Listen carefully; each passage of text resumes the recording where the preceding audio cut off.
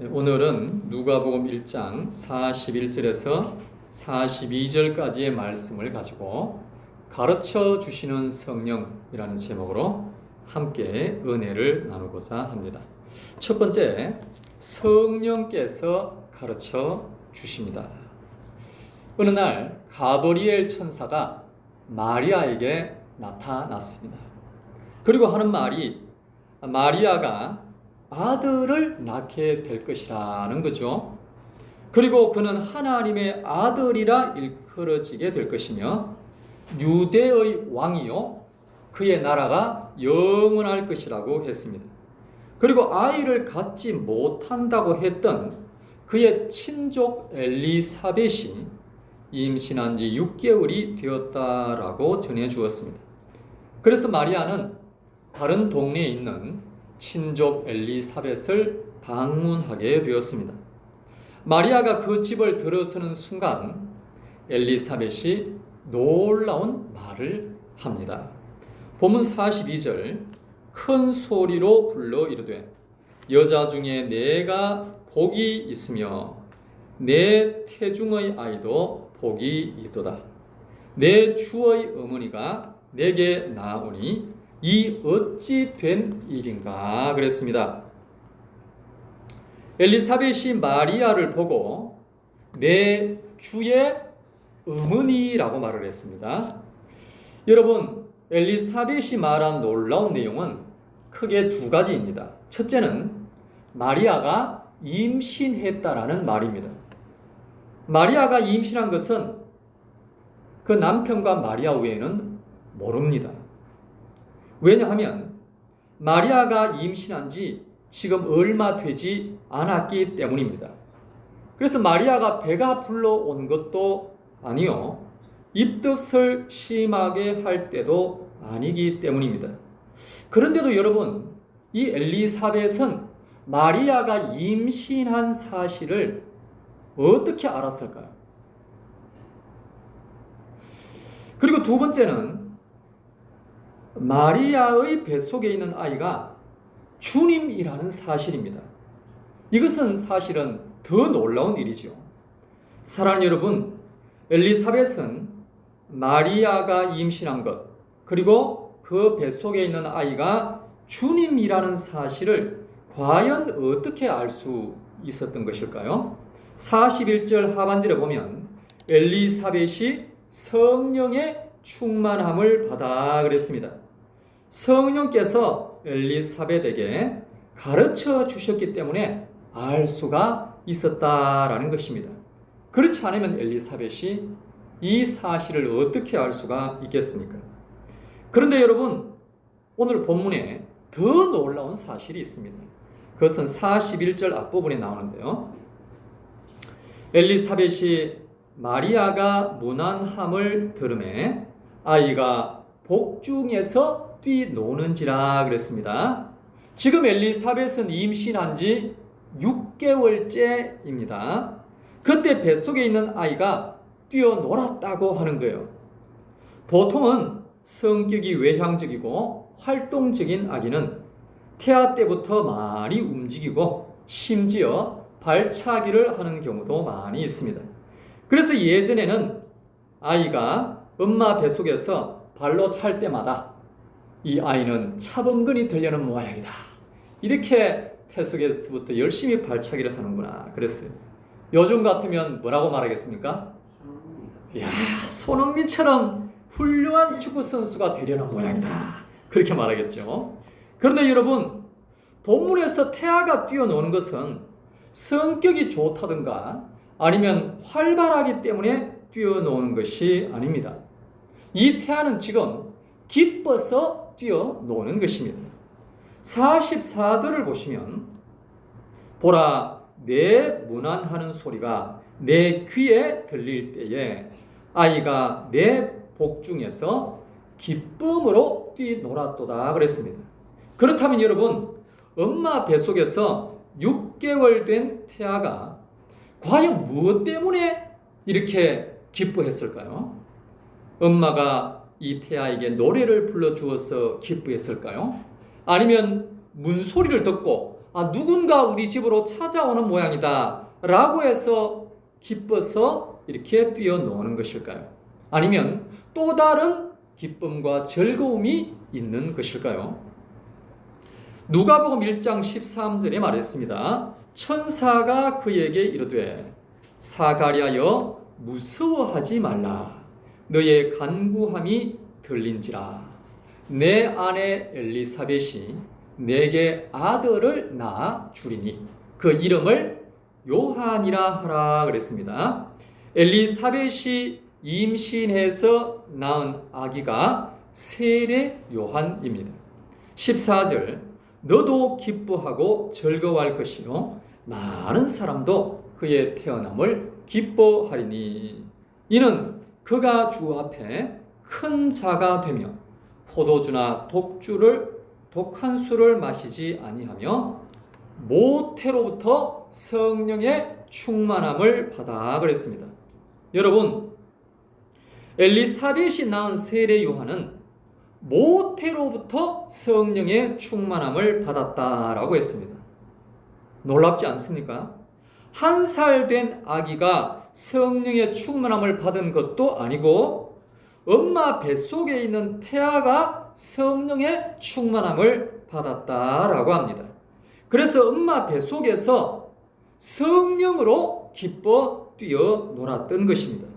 그러니까 엘리사벳만 마리아가 주님을 잉태한 것을 안 것이 아니라 엘리사벳의 뱃속에 있는 태아도 그 앞에 있는 마리아의 뱃속에 있는 태아가 주님이라는 사실을 알고 있었다라는 겁니다. 여러분 아시다시피 뱃속에 있으면 뭐가 보입니까? 아무것도 안 보입니다. 바깥은 더더욱 아무것도 안 보입니다. 그런데 어떻게 이런 것들을 알게 된 것은 태아가 성령의 충만함으로 인하여 가르침을 받았기 때문이다라는 겁니다. 그러므로 여러분 오직 성령으로 충만함을 받을 수 있기를 바랍니다. 성령으로 충만함을 받을 때 우리는 영적인 것들을 더 많이 알게 되는 것입니다. 성령으로 충만함을 받지 못한다면 우리가 아무리 많은 내용을 들어도 깨닫지를 못합니다. 유대인들은 모세오경을 다 외워요. 우리가 9구단을 외우고 인도 젊은이들이 19단을 외운다 그러죠. 18단입니까? 그런데 유대인들은 모세오경을 다 외워요. 그런데 그 외우는 것이 자기들한테 유익이 되지 못하고 오신 메시아를 죽인 이유는 그들에게 성령이 임하지 않았기 때문입니다. 오직 성령이 임해야만 우리가 진리를 깨달을 수가 있는 줄로 믿습니다. 성령이 임하여야만 말씀을 깨달을 수 있고 성경을 읽어도 진리를 알 수가 있다라는 것입니다.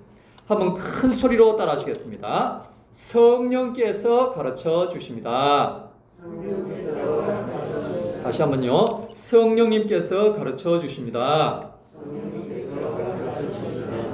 두 번째로는 영어로 알게 됩니다. 사랑하는 여러분, 성령님이 태아에게 가르쳐 주시는데 태아는 대체 어떻게 알게 되는 것일까요? 가르쳐 준다고 해서 다 아는 것입니까? 지금 이 태아가 6개월이 되었다라고 했는데 6개월이 된 태아는 아직 뇌가 다 형성되지를 못했습니다. 한참 형성되고 있을 때입니다. 그러므로 태아의 뇌로는 이 사실을 인식할 수가 없다라는 것입니다.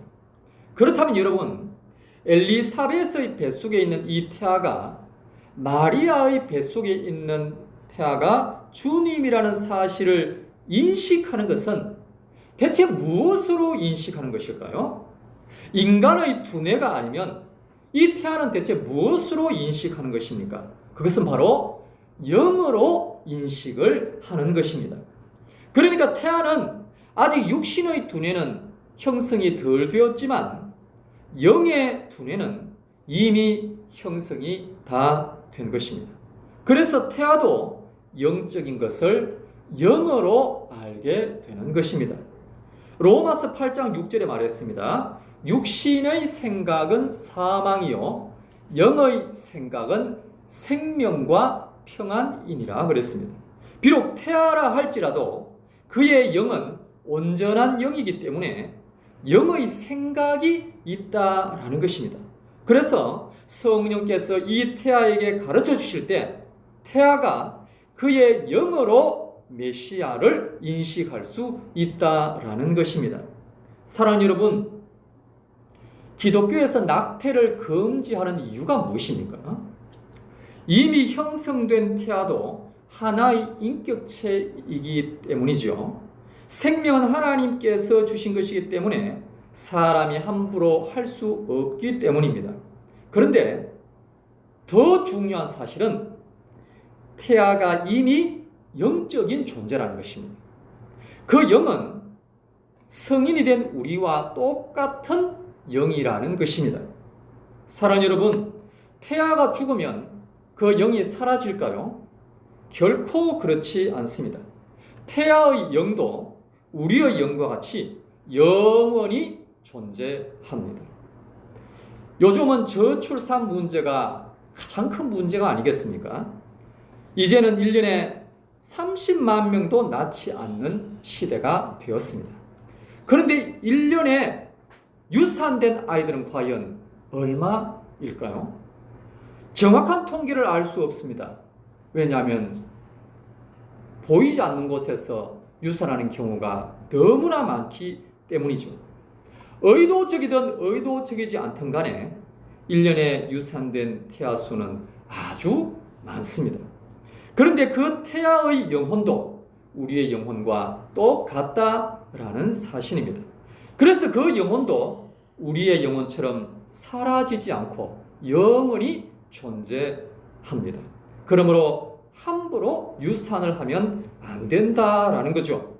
이것은 사람에게 잘못하는 일이기도 하지만 하나님께 큰 죄를 범하는 것이요 그 영혼에게 큰 잘못을 하는 것이기 때문입니다. 그렇기 때문에 우리는 한 영혼의 소중함을 알아야 합니다. 그 자체로 존귀한 존재임을 깨달아야 하는 것입니다. 사랑하는 여러분, 그러므로 영이 있는 우리 자신도 소중한 존재인 줄로 믿습니다. 그래서 하나님께서 나의 영과 항상 함께 하시는 줄로 믿습니다. 예수님과 성령님도 내가 어디에 가든지 함께 하시는 줄로 믿습니다. 그러므로 내 영혼은 하나님 안에서 언제나 평안을 누리고 있는 줄 믿으시기를 바랍니다. 마지막 세 번째로 영으로 분별합시다. 코로나 방역 지침 때문에 온라인으로 예배를 드린 적이 있었습니다. 그런데 이제는 코로나가 감기와 같은 급으로 지정이 되었기 때문에 코로나로 인하여 모임이 지장받는 일은 별로 없습니다. 그런데도 아직까지 모여서 드리는 예배에 참여하지 않고 온라인으로 예배 드리는 젊은 분들이 꽤나 많다고 합니다. 그런데 의외로 20대보다는 30대와 40대가 온라인 예배를 더 많이 드린다라고 하죠. 물론 온라인으로 드린다는 핑계를 대면서 실제로는 온라인으로도 예배를 드리지 않는 사람이 상당히 많다라고 합니다. 그런데 성령께서 뭐라고 말씀을 하셨습니까? 사도행전 2장 46절 날마다 마음을 같이하여 성전에 모이기를 힘쓰고 그랬습니다. 매 주마다가 아니에요. 날마다. 그만큼 모이기에 힘쓰라고 했는데 주일 예배 한 번도 안 나오니 이것은 성령의 음성을 듣지 못하는 것인지 순종하지 못하는 것인지 한 번 더 살펴봐야 되겠죠. 42절을 보시면 그들이 사도의 가르침을 받아 서로 교제하고 그랬습니다. 성령님은 모여서 교제하라고 말씀하십니다. 그런데도 내 생각과 내 뜻대로 내 고집대로 한다면 이것은 성령의 가르침과는 거리가 먼 것입니다. 고린전서 2장 13절 우리가 이것을 말하거니와 사람의 지혜가 가르친 말로 아니하고 오직 성령께서 가르치신 것으로 하니 영적인 일은 영적으로 분별하느니라 그랬습니다. 사랑하는 여러분, 사람이 하는 말이 사람의 가르치는 말이 아니고 성령께서 가르치는 말씀이 있다라는 겁니다. 그러므로 그 말을 분별할 수가 있어야 합니다. 분별하지 못하면 넘어지는 것이고, 분별하지 못하면 속는 것이고, 분별하지 못하면 엉뚱한 곳으로 따라갈 수밖에 없는 것입니다. 마태복음 11장 29절 나는 마음이 온유하고 겸손하니 나의 멍에를 메고 내게 배우라. 그리하면 너희 마음이 쉼을 얻으리니 그랬습니다. 예수님의 지식은 완전한 지식입니다. 예수님은 모르시는 것이 하나도 없으십니다. 그래서 우리는 예수님께로부터 배워야 하는 것이죠. 특별히 영적인 것들을 많이 배워야 합니다. 그러면 우리의 마음이 진정 쉼을 얻을 수가 있습니다. 여러분, 인생의 스트레스가 얼마나 많습니까? 그런데 그것을 인간적인 지혜로 해결하려고 하면 해결이 될 수가 없습니다. 온전한 쉼을 누릴 수도 없는 것입니다. 반면에 예수님의 지식으로 해결하려고 하면 해결이 되는 것이고 온전한 쉼을 누릴 수가 있는 것입니다. 정말 예수님은 모든 면에서 능력자이신 것이죠. 그렇다면 여러분, 과연 이런 예수님의 성품은 어떠하다고 말씀하십니까? 첫째는 온유하다고 말씀하십니다. 여러분 어떻습니까?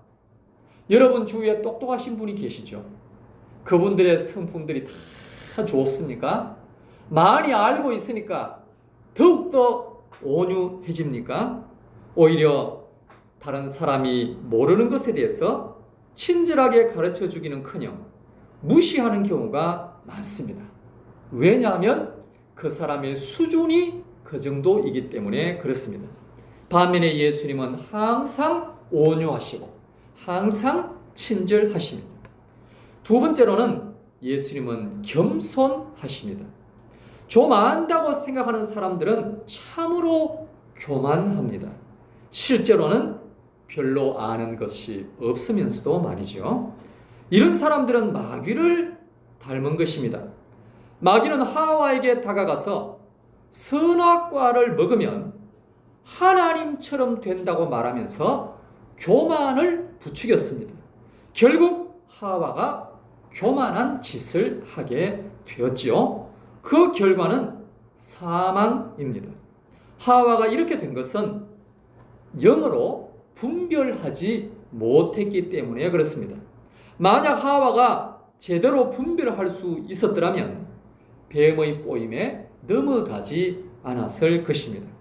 사랑하는 여러분, 벼는 익을수록 고개를 숙인다라고 했지요. 그런데 사람이 벼만도 못했어야 되겠습니까? 예수님도 겸손하신데 아무것도 아닌 사람이 교만하다면 그 마지막은 멸망밖에 무엇이 있겠습니까?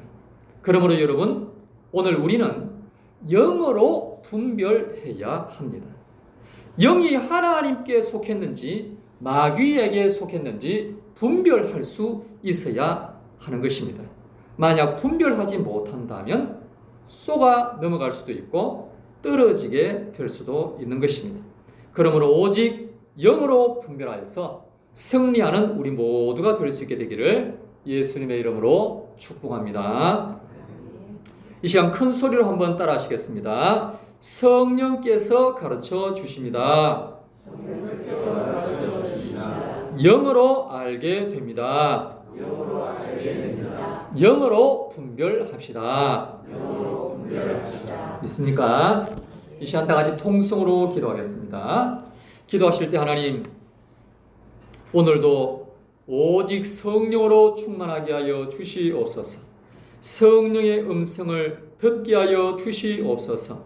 성령으로 분별하게 하여 주시옵소서. 그리할 때 승리하는 그리스도인이 되게 하여 주시옵소서라고 다 같이 주여 한번 외치고 통성으로 기도하겠습니다. 주여